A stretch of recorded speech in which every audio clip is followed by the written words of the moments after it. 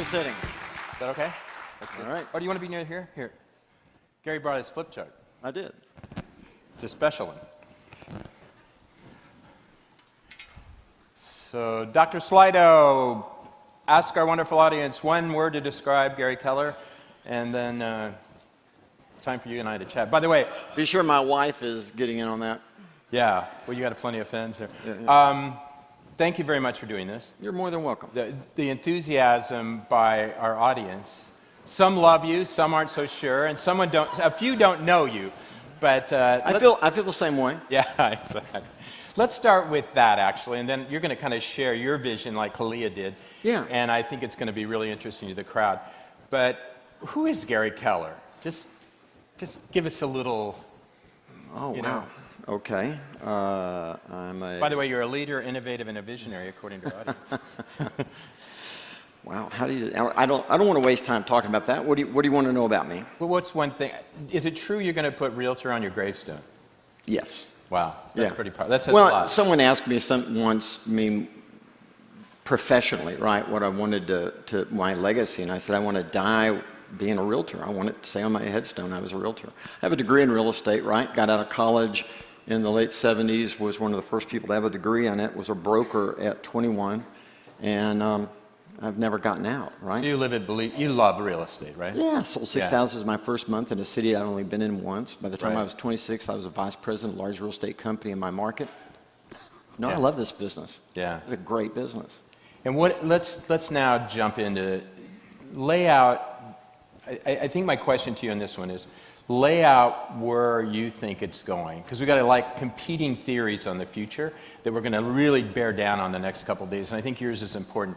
And we got you a couple magic markers, we got an eraser, awesome, and we got a film crew that's going to zoom in on it so that they can do this see so what you can see it. And we're going to put a clock on you, gang in the back of 10 minutes.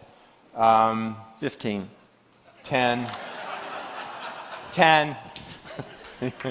Okay. But you're going to talk for 45. It's just 10 on this part. Yeah, so the question you asked me was, where's the industry going? Yeah, exactly. And so I thought about that, and I kind of want to diagram it, and then we can talk through that. Let's do it. So if you think about any business out there, right, there's three paths it can go.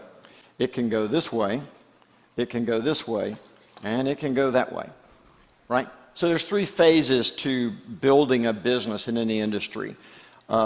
There's this phase, and then there's one of those three. And is that an individual business or the industry? This is a business inside of an industry. Okay, gotcha. So what happens is you have this period of what I would say trial and error. Yeah. So businesses start, business go out of business, go into business. They try all kind of things, and at some point, the people that have made it get to this point. And then at that moment in history, and it shows up for every business, this is where the real innovation occurs. Where is Compass and EXP? Are they in that first big circle? Well, I don't mean to throw you out there. No, you didn't at all. By the way, no one's in the circle yet. No one's in the circle. So I just had to think about that for a second. I'm not in the circle? Damn. But you can be in the circle. Okay. I'm going to put Brad right there. You're in the circle. Hey! No, by the way, no, I believe that every firm, whether they've been in business for a year, 5 years, 10 years, 100 years, I think all of us are right there. Gotcha. So when I talk about, and I've made the statement that in February, I got on stage and said that in the next year you won't recognize the real estate industry, I wasn't kidding. And what's interesting is the amount of change that we're all feeling is real and palpable. Yeah, and it's happening. That's going to accelerate right there. So let me explain what I mean by this. You're saying this stuff, we're just in the first inning. It's coming. Nothing's happened yet. Yeah, gotcha. Okay, go ahead. Nothing's happened. Yeah. I'm serious about that. Nothing's happened, but it's fixing to happen. Yeah. Okay? It's fixing to happen. So let's ask what causes that, okay? So what causes that is we started out with, in the world with hardware, right? Hardware was invented. And at some point, you had software to run the hardware, right? One of the most interesting decisions in the world is that IBM, who created the hardware, decided not to own the software. And they gave one of the greatest deals of all time to Bill Gates and Paul Allen to own the software, right? Yeah. So then all of a sudden, at some point, you're using your hardware, your phone, and you're using software, and you get this offer to buy a data plan because you were out of space. Right. So someone came up with the idea of how about if, and they call it the cloud, how about if we just string computers together and we put all your data there so you can access it from any technology hardware that you want to use, right? Yep. Okay. Well, here's the interesting thing about that. That's a commodity. For about $1,000 or less, I can buy a piece of hardware, I can buy a piece of software or multiple softwares, and I can buy a data service, and I'm in business, right? Yes. Okay. That's a commodity. What's changing the world today, and it's called the Fourth Industrial Revolution, and that is... Anyone put teacher or professor up in their one-word description? is data powered by artificial intelligence. That's it. Yeah. So everything that we have, anything that's been invented by any of us prior to what's coming, has all been, the industry's all been about this. The latest gadget, the latest idea, the latest thing. Cool. That's great. That's what that is, by the way. But this right here, big data that is being powered by artificial intelligence, that, and by the way, it doesn't matter what industry you're in. It doesn't matter if you're in real estate. This applies to all industries. By the way, the medical profession, the legal profession, the architecture profession, any profession you want to name is at this moment. And the reason is because, you know, you have two worlds that we live in. The first one is the physical world, and the second one is the digital world. And what happens is everybody who's physically based, all their businesses, they wake up, and the fatal question they say is, what's the least I have to do in the digital world to protect what I currently have physically? The challenge is that the people who are in the digital space wake up every morning and they say, what's the least I have to do physically to kick your physical butt? Yeah. Right? Okay. So this is the battle. The battle is over big data, okay, powered by artificial intelligence. So let's look at the real estate industry. Now you should sign that, Gary, because some people will pay me to. Yeah, whatever. Yeah. I'm a capitalist. Okay. So let's look at the real estate industry real quick and why we feel this change going on, Brad. Industry starts out as real estate agent. At some point, we have the tech-enabled real estate agent. Okay? MLS being a good example of that. Technology enabling the real estate agent. Does that make sense? Where does the MLS come in? I'm confused. It's the technology that enables agents to do their jobs the better. MLS. MLS is an example of where technology showed up to enable the agent. Okay? And then the next thing is all of a sudden we have this thing, and it's called the agent-enabled tech. Got it? And what's that? Well, okay. And then, by the way, the fourth would be the prediction that someday you just have tech. Well, the interesting thing is that will never happen, and that ship has sailed. Right. So you can literally take our industry and put it in a box like this and say, you're going to be one of two people. You're either going to be an agent who is enabled by tech, or you're going to be the agent that is enabling the tech. Right. Now, here's this interesting. So now let's talk about... Let me just bring it down a little bit. Tell me exactly what that means. What's the difference? Well, the agent is the fiduciary here, right, and the tech is the fiduciary there. So this is a battle over who's going to be the fiduciary. So that might be who's the rock star in the experience. So it might be smart contracts. Some of the all the tech taking care of that stuff that used to be the fiduciary. We'll get there in just a second. That's right. So let's now list these. So running out of time. That's what I'm worried about. No, you're not. Yeah, you're. No. No, we're not. I love this guy. If you saw our email banners, you would just think. No, we're not, because when you invited me, you said I could do what I wanted. No, you're doing a good job. Okay, good. Touche. I love that. You did. I have the email. Okay, you're losing. We'll post it. Yeah, I love you. You're awesome. All right. So, by the way, Realtor.com started that whole mess, okay? And then we have Zillow. You have Trulia. We can throw Redfin into that. We can throw Purple Bricks into that. We can throw Open Door into that. We can throw OfferPad into that. Pretty much all the people that Inman News worships.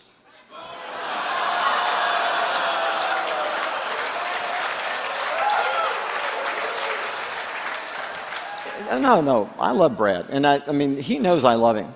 But we're because they're really smart people, Gary. well, okay, and they're not okay, whatever. But you're losing. So here, you're losing me on this. Okay, hang on a second. Agent-enabled tech. You're saying all of these players on the right have agents. Well, they're agent-enabling tech. But they're all tech-driven companies, correct? I will tell you that every one of these companies have agents because they have to, not because they want to. Gotcha. These are not agent-centric businesses. If they could do it without, if Glenn Kelman could run Redfin without agents, he'd do it in a heartbeat. And if he tells you otherwise, he's lying. Okay? Well, he'll be here in an hour to defend. Well, I'll be happy to stay. But I'm just telling you that he's in that category. Okay? Absolutely. Yeah, love it. And he loves that category. But that's who he is. Okay? You with me? So the reason why you and I get off to rocky starts at times that's all right. is because I'm over here. You're over there. I'm over here. Right. Yeah, I work for the real estate agent. I have my whole life. I'll go to my grave on my gravestone saying that. Yep. So, well, I'm not going to get there too soon. So let's. Yeah. Right. So if you look over here, when Inman, and I love what you do, by the way. I wouldn't have come here if I didn't appreciate you. I really wouldn't have. I just said, kiss my ass, I'm not coming. Yeah. And I didn't say that. Yeah, no, you didn't. No, I didn't. But it took a while to persuade you. Well, it did because people that work with me are more important than people that don't. Yeah. I mean, I get paid to help certain people, and well, other we're people. Grateful you're here, and I want you to sit down with me so I can chat you up. Okay, hang on. So here's where the challenge comes in, and that is and I'm not picking on you, by the way, but because I read pretty much everything that's written through your news service, so I want to respect that. The reason why you and I get crosswise at times is because you represent these guys as the disruptors. Over here, the articles are already 3 ways to have a better open house. 4 ways, these are going to kick your ass and change the world. 5 ways to list FSBOs. Right? This go back and check and you'll see it. But this absolutely treats these individuals as if they're not disruptors, as if they work for this group. Now here's another interesting fact about this group. Let's put every one of these groups, I can put the aggregators over here, and they want to reduce the agent's income by at least 30% or more, right? So they want to do what? Reduce their income. So the real estate agent, if they do business with these guys, they're going to operate at about a 2% approximate commission. But if they were charging 3, if they deliver volume of transactions, well, they be make careful up for the difference. You need to be careful with that because you're talking to the guy who wrote the book on it. Yeah, but you got 100,000 agents. No. I'm going to give you a number here, 10%. If you're spending more than 10 of your gross income for leads. Yeah. Now, I wrote a book, right? Yeah. Okay. There isn't anyone that understands this. How many in the audience think Gary's book applies as much today as it did when he wrote it? Say yes. And how many think it doesn't apply quite as much as he did when he wrote it? Let's just see what people. Well, here's the interesting thing about that. So we sit down. That's for Dr. Slido. Did you get that, Dr. Slido? Okay, so we sat down a year ago to write the MREA updated version, right? Right. Here's what we found out. Everything that's in that book is 100% accurate today, except for the actual numbers. Well, we want to ask the audience if they agree with you. Well, Dr. Slido, are you on this? How many think Gary's book is as relevant today as it was when he wrote it, and how many think it is not? One caveat: you have to put your income down by your answer. Okay, well, because I will tell you that anybody who would say that it's not relevant today are your least earning people. My audience has a higher income than your community, Gary, because they paid a lot to come here. But anyway. Okay. So here's my point to you. My point is that I am absolutely the leading expert. We're going to be friends when this is all over. Oh, of course. I like your shoes. Hey, Dr. Slido, how we doing? Okay, Dr. Slido. Okay, time out. Now, you're taking my time by asking some guys, so stop that. Well, it's a conversation, Gary. Okay. So here's the thing. That's the cost for a lead. If you're spending more than that, you better have good justification. You with me? Yep. Now, that's just what the research says. And I spend all my time, this is what I do, by the way. Now, you get into this group, these guys want that commission to be 1 to 2% as well, correct? Redfin? Redfin, okay. Yeah. Purple Bricks wants it to be maybe 1% to 1.5% max. Open Door will pay you 1%. OfferPad will pay you 1%. This is why you feel the way you feel about change, is because all of that group wants tech to be the rock star and wants the agent to be the functionary. Let me just ask you one question, Gary. And it doesn't have to be like that. You spread this thing, which I think the industry's been good at, which is fear, which is they wake up every morning maliciously trying to go after the real estate industry. Well, and I don't. You meet with. You've cut deals with Zillow. You've cut deals with Realtor.com. I know for a fact you met with the disruptors. You'll cut a deal with anyone on their behalf. So if they were that malicious, why would you let them into your office, right? I mean, you have a deal with Zillow, correct?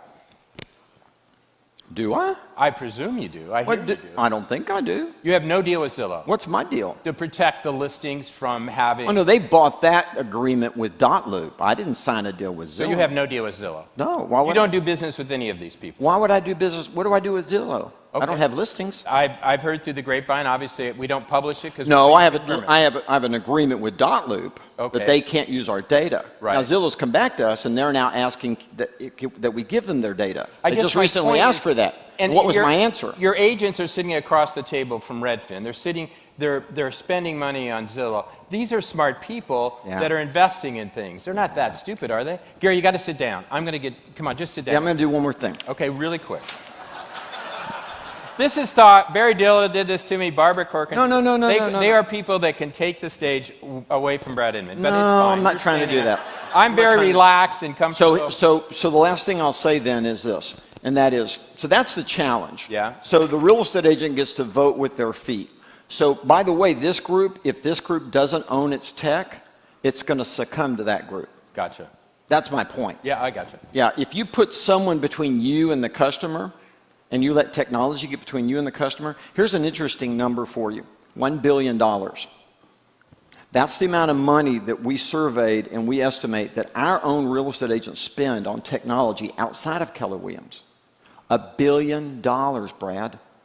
But I don't get paid a fraction of that. But historically, the industry's paid $12 to $15 billion for advertising, whether they gave it to the Chicago Tribune, or they gave it to billboards, or they gave it to bus signs, or whether they gave it to Zillow. That money, so $1 billion, I mean, they're spending, they've always spent billions marketing, haven't they? Didn't you always spend money in marketing? This is not marketing dollars. Yeah. These are operational dollars. I didn't say... So I'm sorry, do it again. So I missed on software. Oh, in software.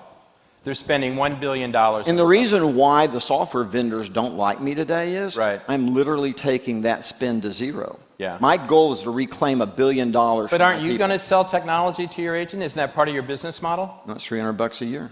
What? But that's $300 a year. Times 150,000. Well, compared to Sync, that would charge the same amount to an agent, anywhere from 18 to 100. I've got agents in the audience that spend $300,000 a year on technology alone. Yeah. By the way, in about 3 months, they'll be spending that much. $300. Come sit down with me. So last thing. Gary. So here's the issue. So when we talk about, that's the last thing. You're getting an education. That's good for you. Well, here's the thing is when I stood up and said that we were becoming a technology company, man, I took a beating from everybody. I thought I was a dumbass. Yeah. Well, you said it, and no one knew exactly what you were building. Well, I didn't want them to know. Yeah. But it was quite a declaration. I'm spending $1 billion in technology. You would automatically... Okay, so if I let someone build my technology for me, what do I own? Say it again. If I let someone... let me ask you a question. Does Amazon own their software, or do they buy it from Fidelity? They own it. Does Amazon own their software, or do they buy it from pick a company? I don't know. You tell me. I don't know. You know the answer. Well, I assume they... Amazon owns their software. Facebook owns their software. Yes? Yeah. Netflix owns their software, right? Yeah. Okay. So why would we tell the real estate agent, don't own your software? or don't let your company you're in partnership with, why would we tell them not to own it? That's a dumbass statement, man. That you're literally heading them to the slaughterhouse. Not you, because you don't say that. But I'm saying anyone who says that is literally leading the real estate agent by the nose. Now would you sit down with me? I ask you as a gentleman. I know you did, but I haven't finished. Come on, Gary, sit down with me. No. We got one more thing. So here's what changes the world. So there's a difference between software and platforms. Our industry doesn't really understand this, okay? And that is, if you want to build an innovation engine, Brad, in order to build a platform that you can innovate on top of technology, the first thing is you have to build a cloud service. Now, this isn't a cloud service like I was talking about. This is an industry-specific cloud service. How long does it take to build an industry-specific cloud service? About 2 to 3 years. That's what Google tells me. That's about how long it took us to do it. About 2 to 3 years. Okay? Second thing, and by the way, you have to have, in order to make it significant, you have to have the data. So tomorrow morning, if EXP announced that they were going to build a cloud service, you'd say, well, that's good, but where's the data? You don't have any data. Okay, but if they had the data and they were going to build a cloud service, it would take them 3 years. If Compass today said, we don't have a cloud service, but we're going to do it, and they don't have one, by the way, but if they said they were going to do it, it's going to take them 2 to 3 years. You with me? Okay, here's the problem with that. The problem with that 2 to 3 year time frame is it's happening right now. If you don't already have it, you're in second place. Okay? Now, here's the other thing, and that is you have to have artificial intelligence. Why? So here's a good example. So let's just think about this for a second. Let's say that you have an agent software and you have real estate company software. So in the real estate company software, we have all the data on production of everybody in the business, right? So then we have the agent. So tomorrow morning, the agent goes out and they take a listing. But because all the data on days on market, price to sell ratios, all that's down here, the second the agent takes the listing, artificial intelligence sends a ping to them and says, for a home in that price range in this neighborhood, you should use smart plan number 12 with these attributes. Would you like us to execute it? If the agent clicks yes, the whole plan is initiated in an instant over a 12-week period. Okay? Great. Let's throw out some questions to the audience. Can we use Dr. Slido? That was his way of getting control. No. Yeah, it was. Great. No, I learned a lot, Gary. Yeah, Dr. Slido, whatever we need to do for you all to submit questions, and then we'll get some of those questions up. I think they'll pop up right here, and we can answer whatever. So here's the challenge. Yeah, so I'm trying to educate you. Yeah, so no, the problem I need to be is, educated. Well, the point is that everything that we're dealing with today around software is bolt-on technology. Yeah. I read the latest article you just wrote, you published yesterday, and it said, here's the 3 rules for technology. Yeah. What did we say? Well, number 1, you said it needs to talk to each other. Yeah. Right? Is that a good thing? Well, how are you going to, if you don't have that, it's not going to talk to each other. So when I read that article, I went, jeepers, you should have taken a poll by Dr. Slidell or whatever and asked them how much, how much of their technology is going to actually talk to each other. Brad, it doesn't talk. We have agents out there. I talked to a consultant yesterday, and his whole business is to work with broker owners on integration. Just call me. Integration, if you do that, exactly. It's integrated. I'm agreeing with you, Gary. Slow down. And the fact that we'd even need an industry to help integration shows that we have a problem. So what are we asking? Any questions from the audience? Oh, here we go. Will you own, here's a KW agent, will you own my data as a KW agent? In other words, will you own his data? Or Yeah, we'll own them with them. With them? Sure. So this whole confusion about data ownership, you'll own it with them. Well, someone's got to own it. Yeah. In other words, whoever owns that cloud service and that artificial intelligence is going to own that data. Now, here's the question I'd have you for that person. Yeah. Someone's going to own it. Would you rather a real estate company that has a history of being the most agent-centric on the planet, right? Here's another number for you, $1 billion in profit sharing paid out. Now, I'll invite anyone in this room who's paid out $1 billion to their people in a profit share program. Are you still doing that, by the way? Why wouldn't I? I mean, that's core to your program, right? Yeah. Profit sharing. Yeah. Yeah. And is that still driving your growth the same as it has?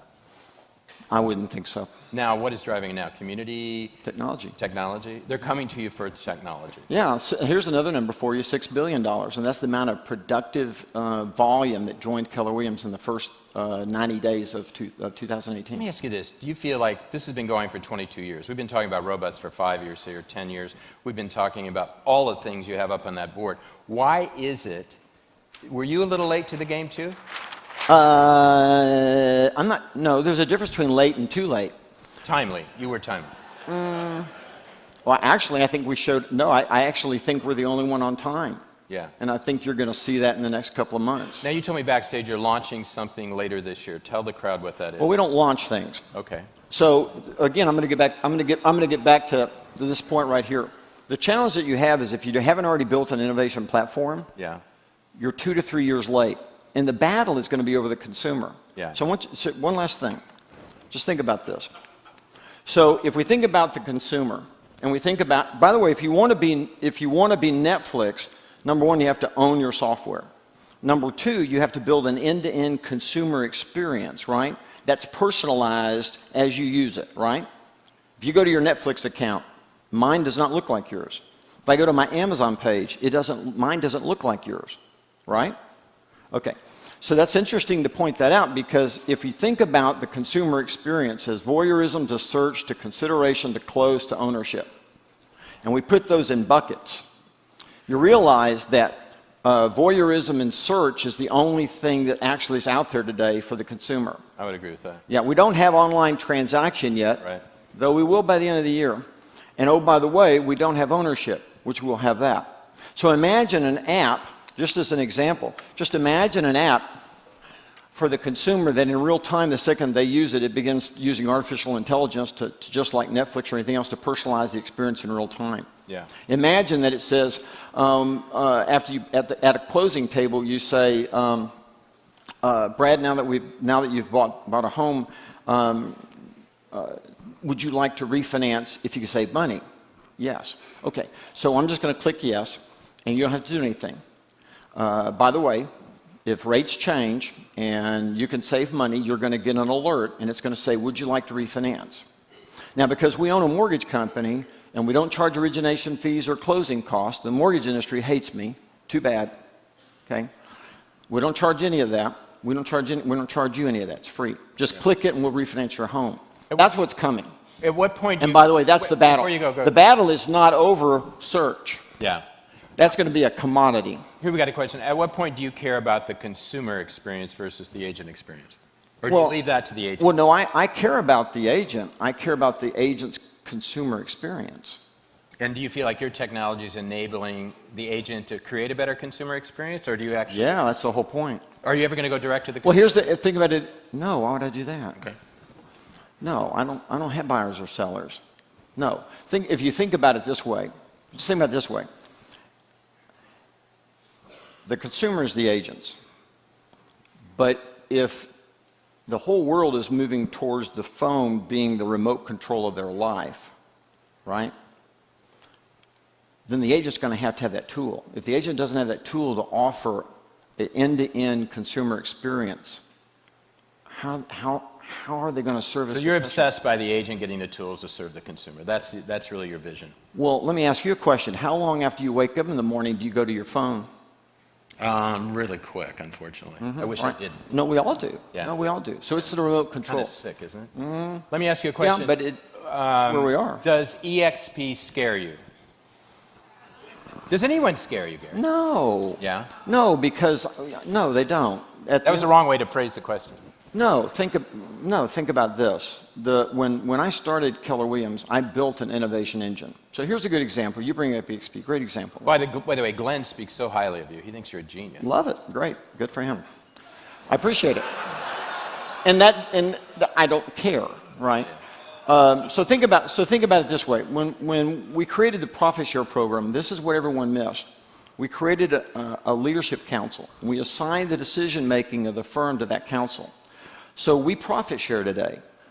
If our agents want to change that to something else, they can. Right. They can vote and change it. Here's an interesting tidbit of information. So they come together on a regular basis? When we first started sharing money, we didn't profit share. We actually shared the money. Off the top, you sell a house, we wrote a check. That has problems. That formula. 3 years into doing that, it started showing real problems. And so we ultimately voted and changed it to profit sharing. So you're saying that's what EXP does now, and they're going to run into problems. What I'm saying is same with Exit, same with all the other copycats. Yeah. That at the end of the day, they think they've reinvented something that's broken. But here's the interesting thing. Remember, that's flattery when people copy you. Listen, I have no problem with that. And when people disagree with me, it just means that I'm ahead. Yeah. I don't worry about that. Yeah. I honestly don't worry about that. What about that agent count, EXP? You guys have been sitting there wringing your hands a little bit. Why are we talking about them? Well, they're just part of the scene, and we got a question from the audience. Not really. Well, not really. I mean, at the end of the no. We're captains of our own. I don't want to obsess on it. Let's move on. Okay. Let me ask you this: leadership. You are known as a leader in the industry. Okay.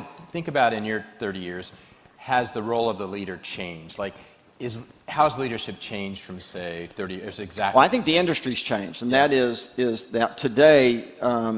You can say the before technology and the after technology era.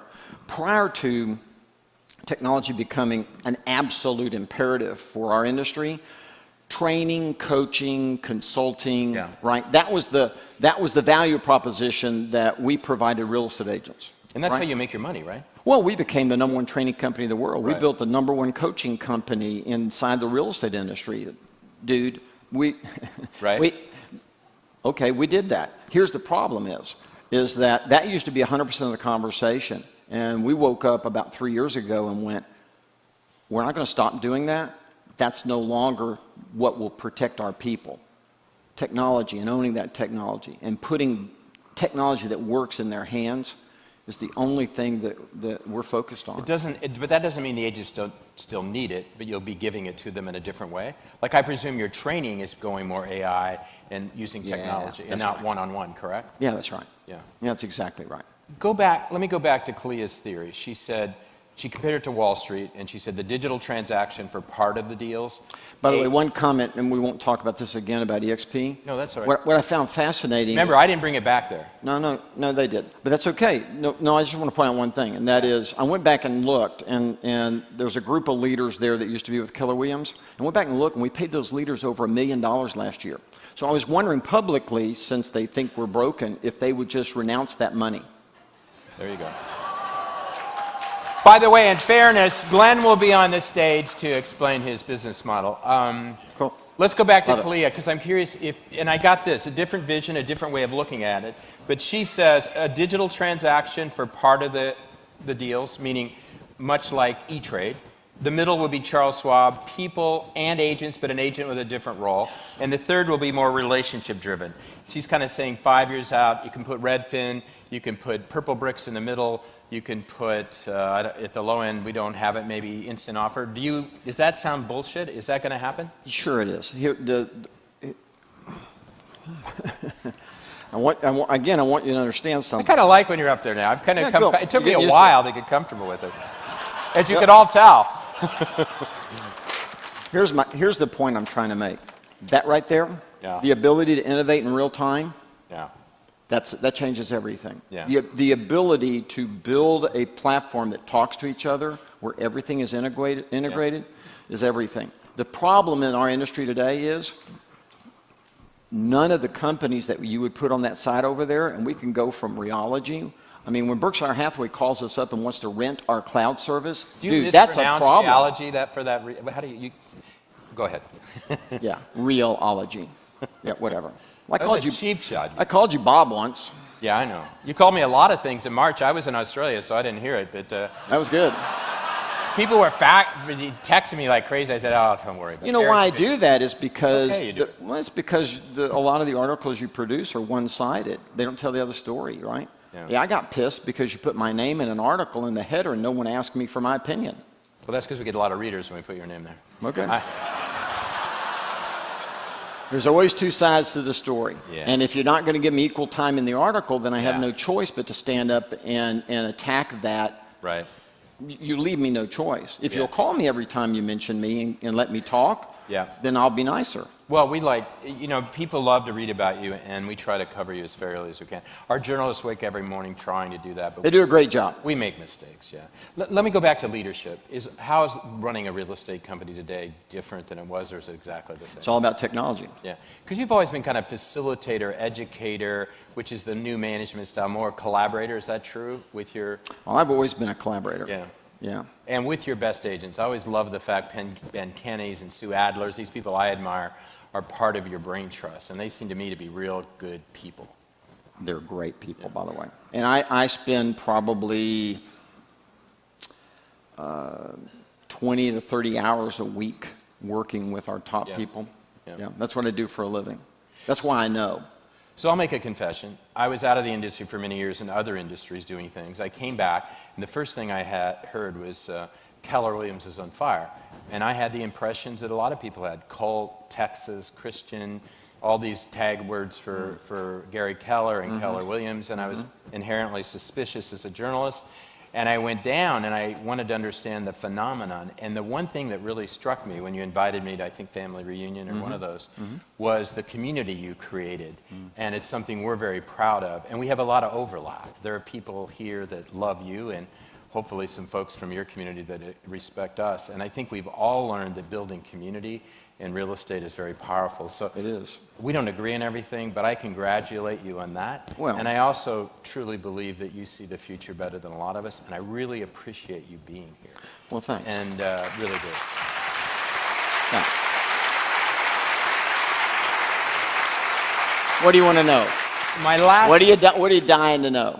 Well, what do you want to know? Tell these people one thing that's going to help them. We're saying you just said it. Change is upon us. What do they need to do? When I wrote the book, The Millionaire Real Estate Agent, I said it very crystal clear, and that is your database is your business. Your personal relationship with your database is your frontline defense, offense and defense against anything else that can happen. That's it. Lead generate, touch your people, right? Build relationship with your database. And business hasn't changed. So the principles are the same, but the difference now is the database. But that was always the case, I guess, right? Yeah. Keep in touch with your customers. I mean, you said that over and over. Well, the truth of the matter is that the entire real estate experience is going to come online. That's all there is to it. Why did Zillow want our data that they can't use, and they have to be audited twice a year to not use it? Is because they want to make their AVM better. Yeah. Now, is that good for us? Yes or no? Okay then. Okay then. The answer is no, it's not. It actually isn't good for us as an industry. Yeah. Great. Thank you for coming all the way up. You're welcome. You're the best. You're bet. Thank you.